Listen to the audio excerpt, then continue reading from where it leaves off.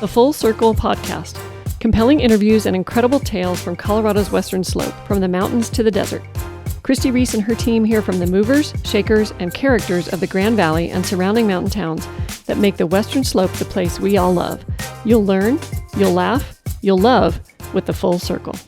Hello, everyone, and welcome once again to the Full Circle Podcast. I'm Christi Reese, and I'm really honored today to have our guest here, Coach Tremaine Jackson from the CMU football program. Welcome, Coach. Thank you. Thank you for having me, Christi. Does anybody call you Tremaine? It's mostly Coach. Mostly Coach. Okay.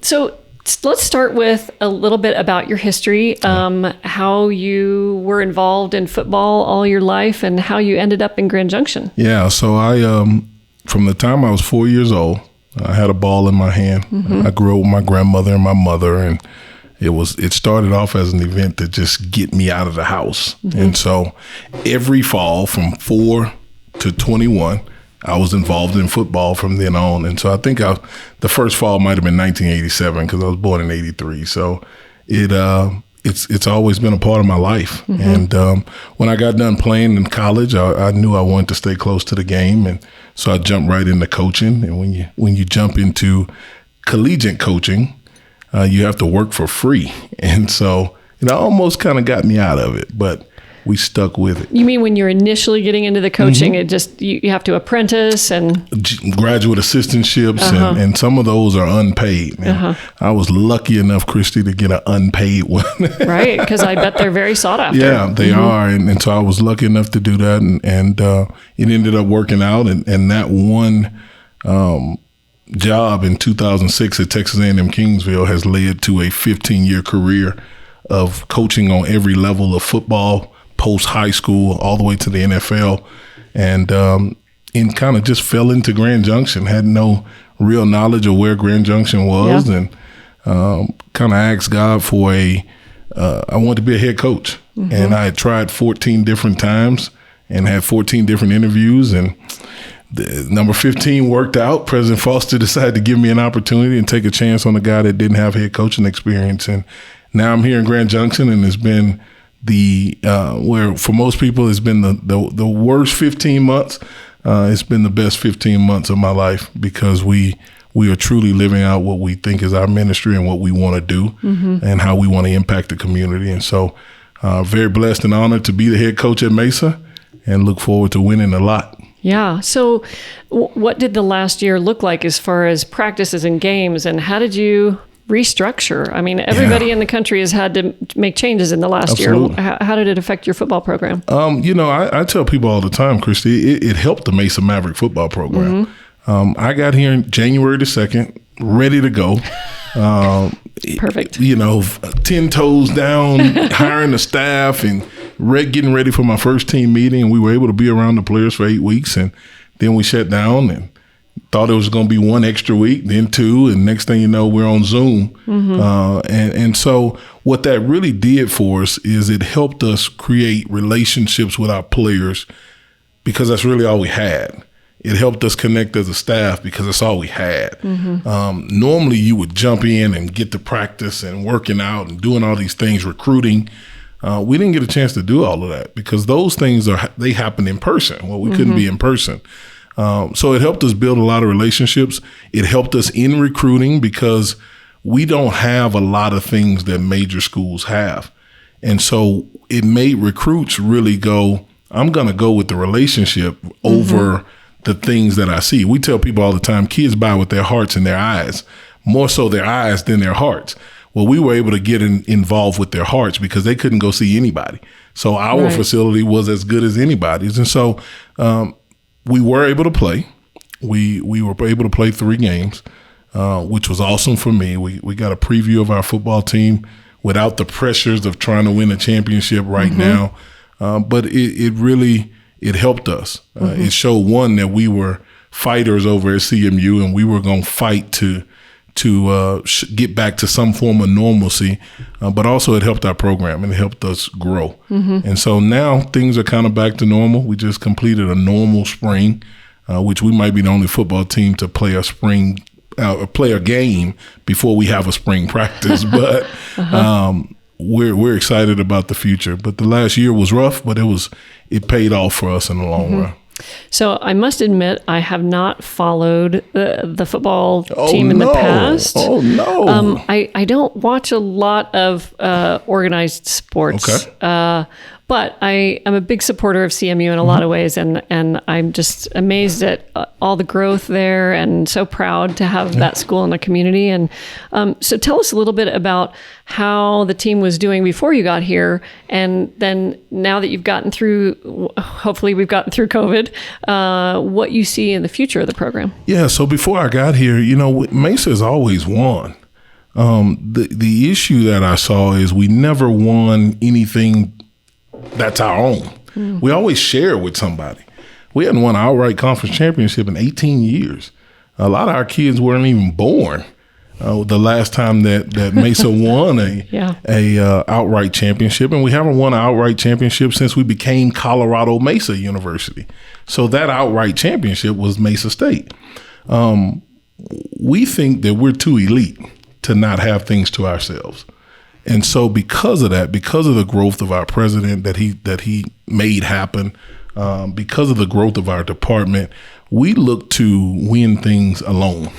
We want to be by ourselves in the future. When we don't want to have to share a championship with anybody. I do think we're on the right path. And, everybody's going to sit here in May and tell you they're going to win the championship. But I really believe if our kids continue to buy in, and we get the support from the community like you. Yeah. Then I need to go to a game. I really do. And I'm excited about it. Yeah. I think we can be, we set out to be Grand Junction's team. I think we're on that path. And so we look forward to being able to show this community what we've been working for. Mm-hmm. What do you think is your coaching superpower? I don't know if it's a superpower, but it is having the ability to go where people are. I do have a strong faith. But if there's somebody in the gutter, we're not afraid to go there either. And so I think having the ability to relate to a multitude of people and being able to go where they are and help bring them up or either bring them down sometimes has been a strength for me. And so I think I'm funny. I think I am, but more so of just being able to relate to people has been a strength. Well, humor breaks down a lot of barriers, doesn't it? Yeah, it does. So especially with young people. Absolutely. Yeah. Absolutely. And I read a lot, of your bios and your interviews and YouTube videos, and you really care about the kids. I mean, I think most coaches do, but some coaches are more about winning than the kids. Talk about your philosophy of helping kids and what playing football means to you and the kids. Yeah, so a coach saved Tremaine Jackson. And because that coach did that, I wanted to give back what was given to me. And so we strive every day to do that. It's a hard job. You're trying to change men, 18 to 23 years old, and that can be difficult. And so because I'm fighting to give back what was given to me, it makes it worth it. I could care less about the game on Saturday.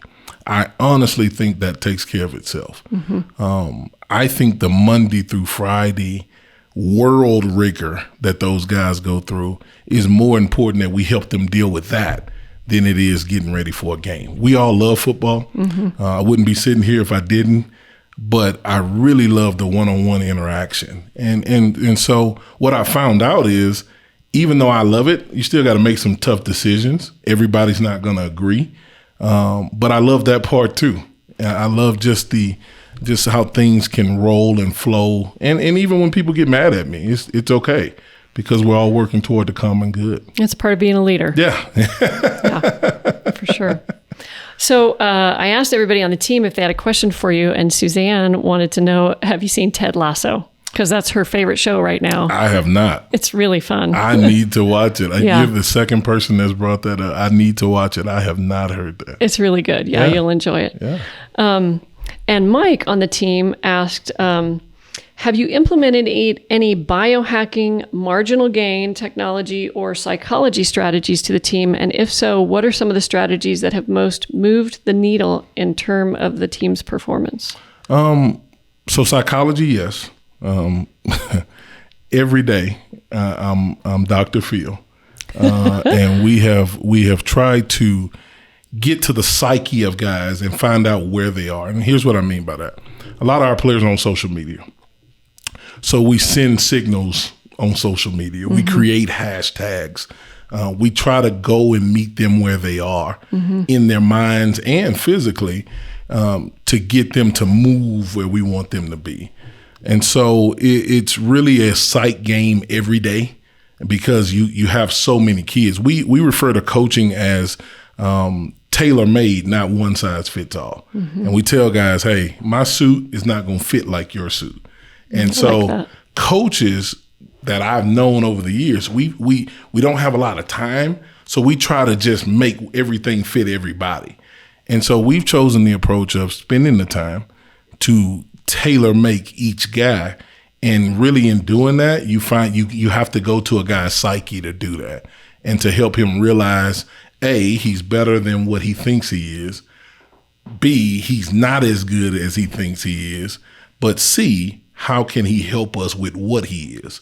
And so we really touch on the psyche every day, every single day. It's a big psychological game in so many ways. No doubt. Yeah. So I went to college in Texas. Okay. And I came from a really small town in western Colorado. And I went down there to my first football game. This was back in the 80s. Okay. And I had on my jeans and sweatshirt. And those Dallas girls were like, what are you wearing? You need to dress up in Texas for football. And I was shocked. It's next to Sunday is the next biggest event. What are the biggest differences you see between football here and football in Texas or other places? Yeah, it's just so important. It's a part of who we are in Texas. You grow up, like I said, I grew up with a ball in my hand. That story is for so many that grew up in the state of Texas. You either love the Cowboys or you like the Texans, or you're still an Oilers fan and mad that they're left. And so, or you love your university, even if you didn't go to that university. So if you're in Austin, you love the University of Texas. You might have went to TCU, but you live in Austin. And so it's just so different. And out here, I think football is catching up. Yeah. I think when you go to the Front Range, it might be a little bit more important than it is on the Western Slope. I just think on the Western Slope, we haven't given a football product for people to latch on to. And that's honestly what we're trying to do. And so hopefully it's important a little bit more here in the near future, because we try to emphasize the importance. Football is the only game where it takes not just 11, but it really takes about 25 guys at all times doing the right things. You got 11 on offense, 11 on defense, 3 specialists. Those guys matter, and they have to do the right things as well. And so most of the times if you're playing basketball, you need 2 people and they can shoot the lights out.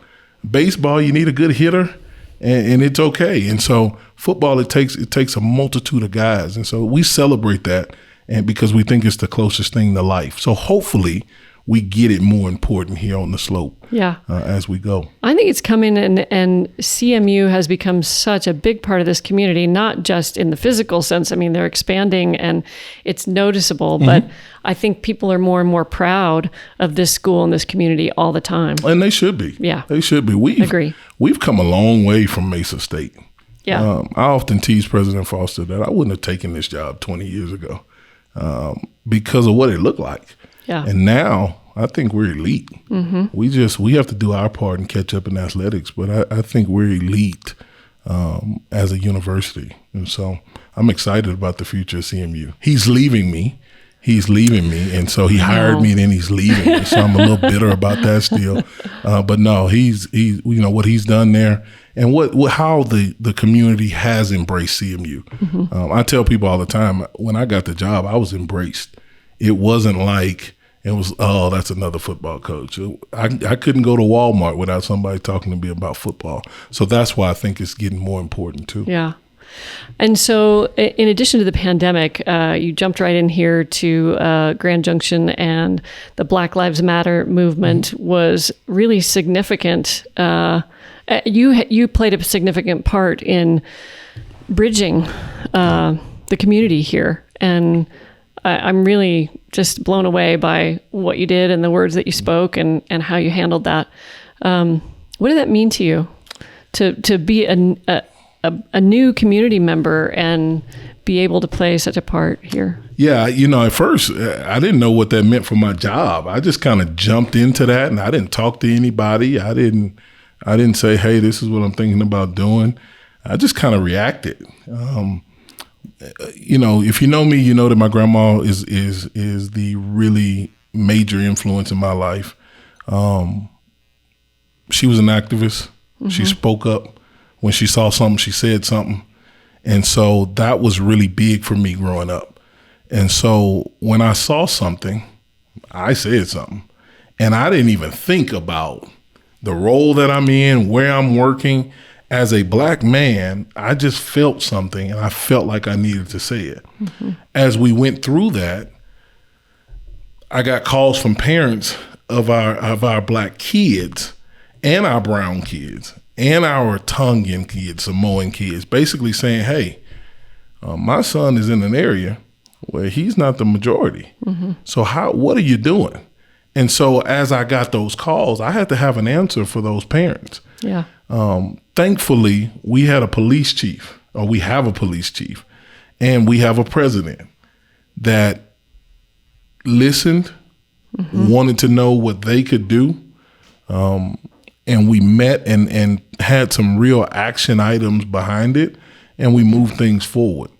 So I really fell into a really good situation with the people in positions of leadership in this community that supported what we said. Mm-hmm. But that wasn't planned. It was just one of those things where it took off, Christi. It really took off from under me before I could even say anything. And next thing I know, I was knee deep in it. Well, once you get knee deep in it, you can't come out. and we weren't doing anything football wise. And I felt like that was on purpose. I felt like that was a calling. Yeah. Like, man, normally I'd be working camps or I'd be doing something. This wouldn't even be a deal. But we were doing nothing. And so I had to say something when I saw something. Mm-hmm. And how do you think race relations are in Grand Junction right now? I think they're improved. Mm-hmm. I think, and I don't know if they were bad before or not. I'm not willing to say that. But I do think when you don't see a lot of people that don't look like you, then you just have no experience. Mm-hmm. And so it would be like me trying to go drive a tractor right now. I'm going to be bad because I've never driven a tractor. Yeah. And so when people don't see people that look like them and then they encounter people that don't look like them, it's probably going to be bad, or they're probably going to say something that's they shouldn't say, but they didn't know to say. Now, ignorance is no excuse. And so I think we've been able to educate a lot of people and help improve race relations in Grand Junction. I would venture to say that today, if a person of color moves to Grand Junction, they would feel better than I felt when I moved here. Just a year ago. Yep, just a year ago. And how do you think that, I'm sure that there were student athletes that didn't come here because they saw a lack mm-hmm. of diversity mm-hmm. here in the past. Do you think that will improve as well with the conversations that are going on? No doubt. I do. I've had numerous people stop me and say, hey, Coach, what we saw you do on social media made us feel comfortable in coming here, mm-hmm. where I wouldn't have came here before because I didn't see anybody that looked like me. And so I think that's why I think things are getting better. Things are easing up. Big shout out to our community because they have embraced, and that was tough for a lot of people. I ended up eating a lot of good dinners at people's houses, just trying to explain. And, when Black Lives Matter was happening, people kept asking me, well, Tremaine, what do they want? What do they want? I don't know what they want. And so we simply told them it's not what they want. It's what we need. We need to be better. Mm-hmm. And not just for Black people or brown people, but for everybody. Everybody needs to be better. And it doesn't cost you anything to just be nice and be a good person. And so we were able to really get into people's homes. And if you can get into somebody's home, you can get into their heart. And I really think the things that were going on were heart issues.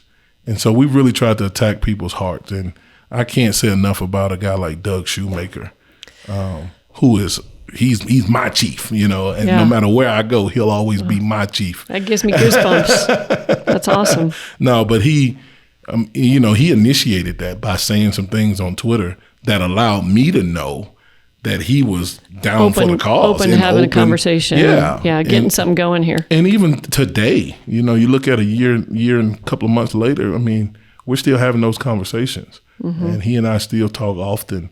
And he's been very, very supportive of our team, because our team, Christi, is probably the most diverse thing or organization in Grand Junction. I would say you're probably right. Yeah, and so he's been there. Uh-huh. And when people are willing to spend their time and be there, then you know that they're with you.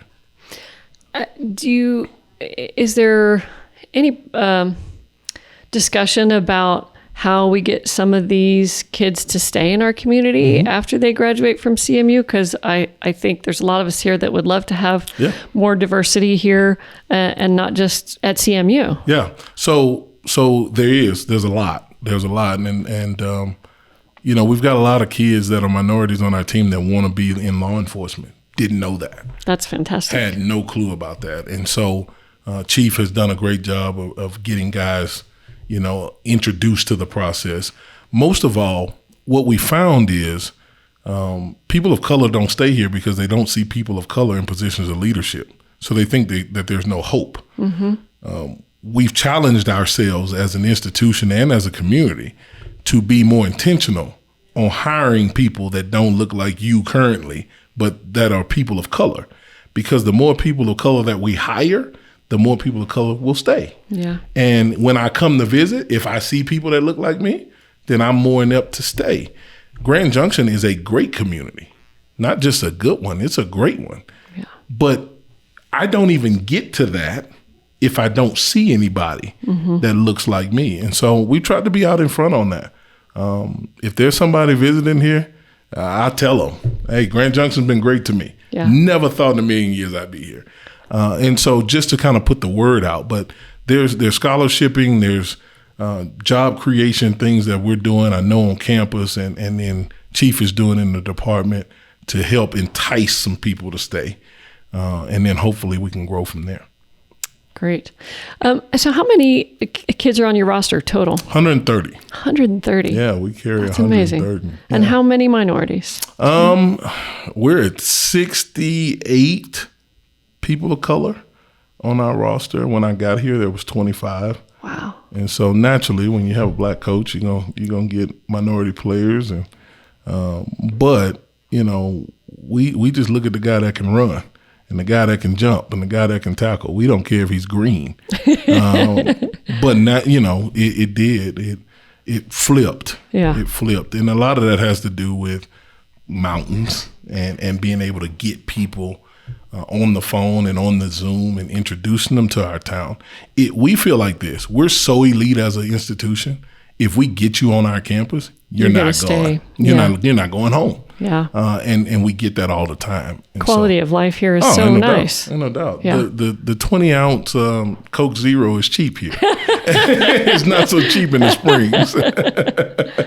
Well, what do you miss from Texas or the crawfish? Other places you've been? I'm a big crawfish guy. I love seafood. And so I think I saw like the pink truck or something the other day had crawfish, and I was like chasing following it down behind it. But no, it's you can get stuff like that flown in. It's been so good for me because I'm living my dream. I don't have time to miss anything. Yeah. Because I don't want to miss the dream. And so, wow, yeah, I love that. You know what I mean? And so it's just kind of one of those deals where you're present every day, every day, just trying to move forward, trying to figure out a different way to minister and talk to our players, even the ones that might be mad at me at the time, just trying to be creative in that, because these guys need a lot of mentorship. And then trying to figure out how to continue to talk to some of the adults as well. Everybody wants to talk to the kids. It's some adults need some talking to. So I walk up and down our hallways and we talk to some adults. And then I need coaching. And so that's why I'm upset about Tim leaving, because he was my coach. Yeah. And so we try to always make sure we're giving something presently and staying present. So I don't miss too much. I don't miss too much at all. Well, we'll see if we can drum up some crawfish for you sometime. We brought some donuts. We heard you like donuts. I'm excited about the cinnamon roll. It must have meant an awful lot to you to have Tim Foster's support and the support of the whole community during the last year. I mean, really was uplifting to see. Yeah. Here's what's special about that. President Foster supported it out the gate. Mm-hmm. Our incoming president, John Marshall, supported it out the gate. So I know I'm not missing a beat from our campus commitment to what we're doing. That was awesome, because as I talked to coaches, there were some coaches that were like, hey, man, you really can't be saying that because, we here to win games. And I never felt like I was in jeopardy of anything. Right. I felt more like if I didn't say it, then I would be more in jeopardy, because when I interviewed, I ran on being real. Mm-hmm. I ran on mentoring kids.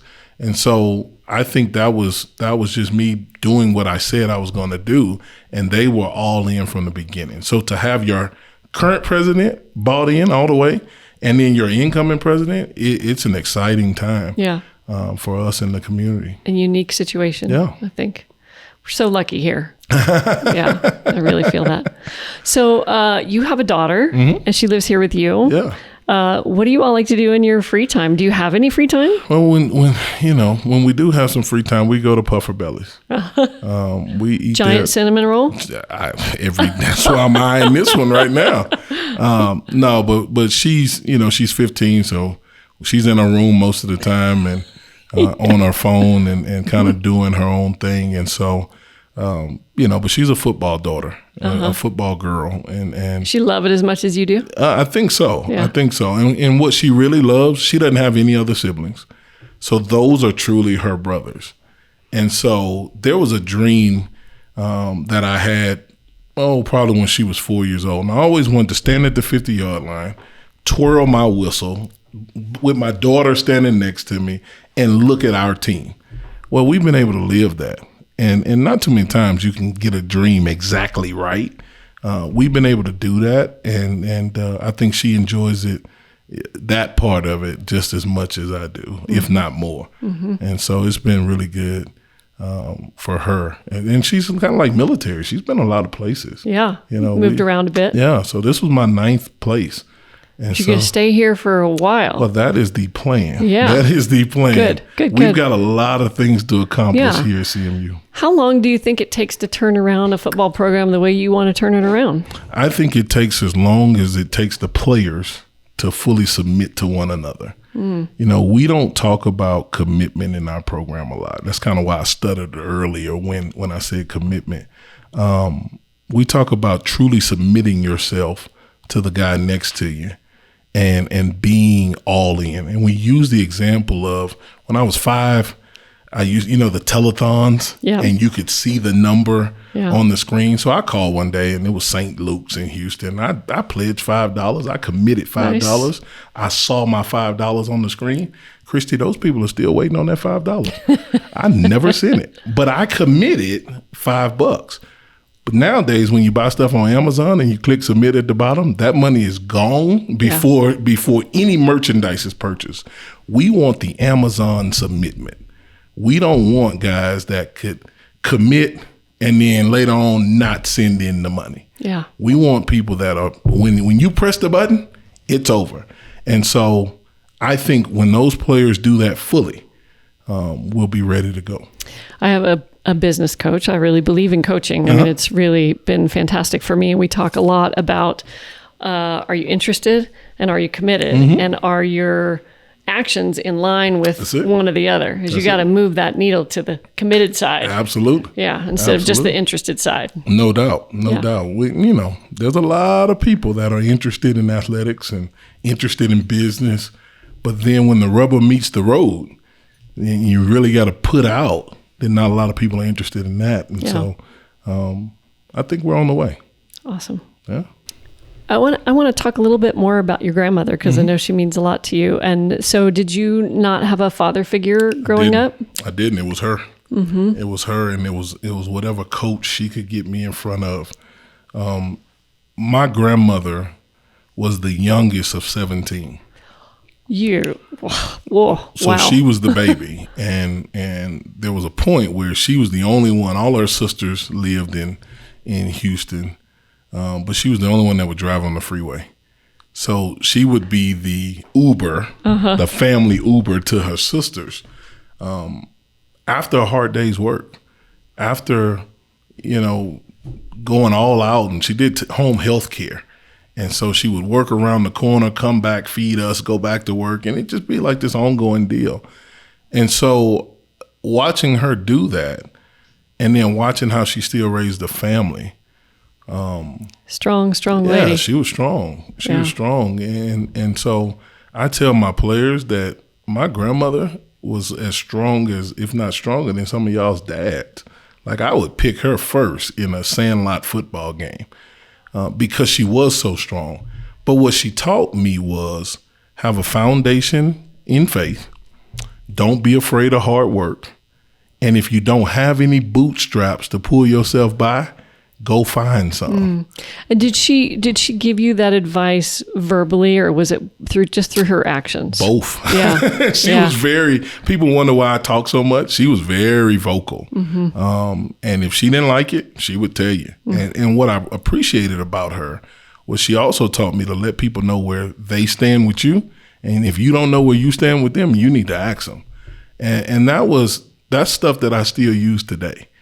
She died. She passed 2 years ago. Oh, and so before she died, she told me 2019 is going to be your year.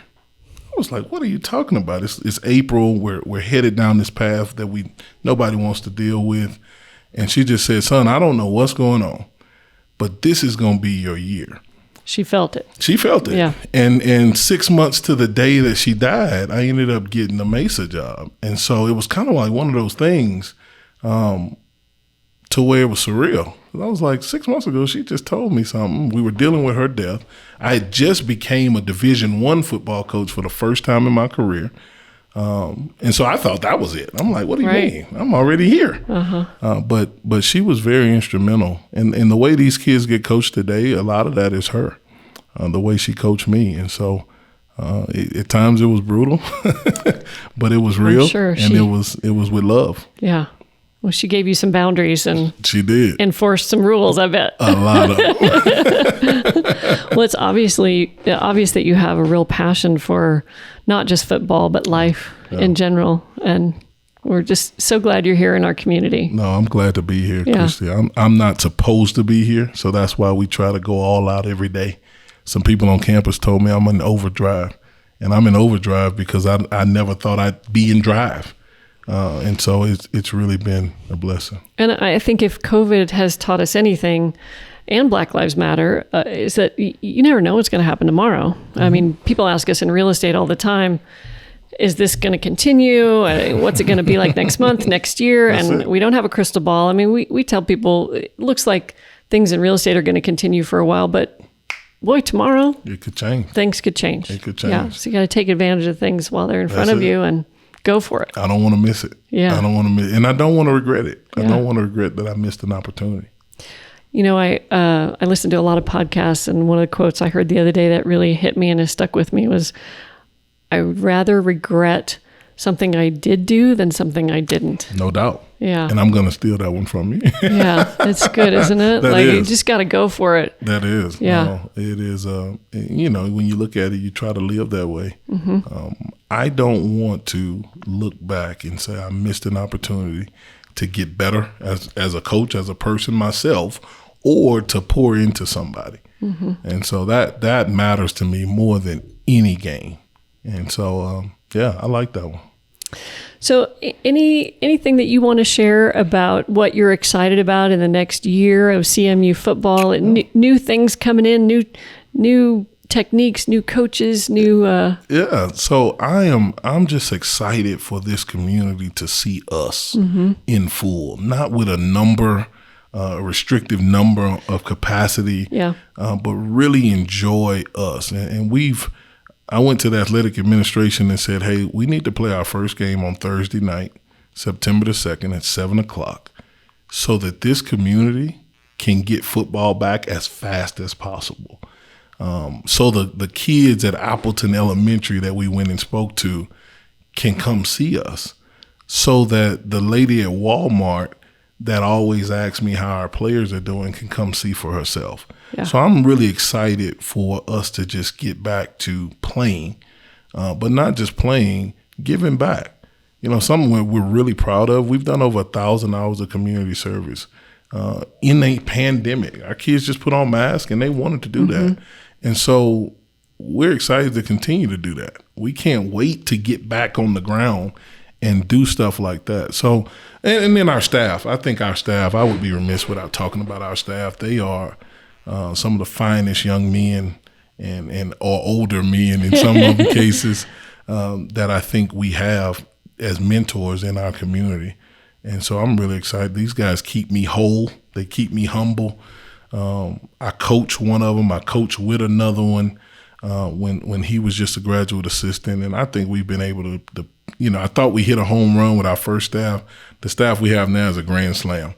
And so we're excited for you guys to get to meet them. Well, and that's how I feel about my team. Like every person that you add that is just a great hire, like, wow, it just is so expansive. Your team is awesome. These donuts are it. Thank you so much for being here with us. You're going to laugh when I show you this. You never turned it on. I never turned it on. I have no idea how long we've been talking. No, but fine. I could go on forever. No. Anything you'd like to share with us or with our listeners and our watchers? We're going to get Christi Reese and the Christi Reese group to our first football game. Yes, you are. That is what I'd like to share. And we're going to be there with our shirts on and with some CMU. Well, I'm going to personally bring you guys the tickets because I am really grateful for being here. And since I walked in the door, it's been awesome. And so thank you. Thank you so much. Thank you very much. Yeah. We really appreciate Coach Tremaine Jackson joining us today. And it's just been a treat. Look forward to watching your success here at CMU and just watching you be a leader in our community. It just gives me goosebumps, and I'm just really proud that you're here and taking a leadership role. So we're excited. All right. Thanks, everybody, for listening and watching, and we'll see you next time here at the Full Circle Podcast. Thanks. Thanks for listening. This is Christi Reese signing out from the Full Circle Podcast.